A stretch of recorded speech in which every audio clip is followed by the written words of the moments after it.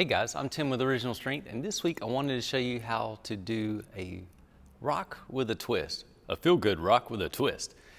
And all you do, get on all fours, head up on the horizon, big tall chest.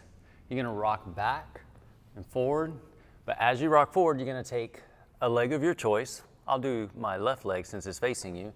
And as I rock forward, I'm gonna bring it up towards my hand, and then I'm gonna twist over to the side. How you doing? And then I'm gonna twist back, rock back. So it'd be rock forward, twist, rock back, rock forward, twist, rock back.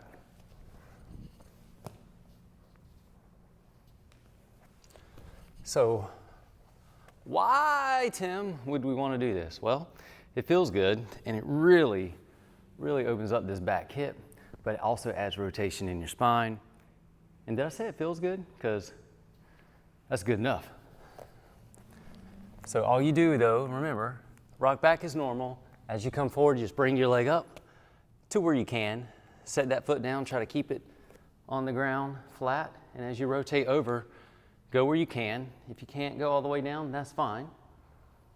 But if you can, just go all the way down and you're gonna feel, thank you, you're gonna feel that stretch right there. And then you're gonna have to push in your lat to come back up and come back. So this actually does a lot of cool things. Stretches the hips, and the closer that foot is, you're gonna feel different stretch here. You're also gonna feel a stretch on the backside hip.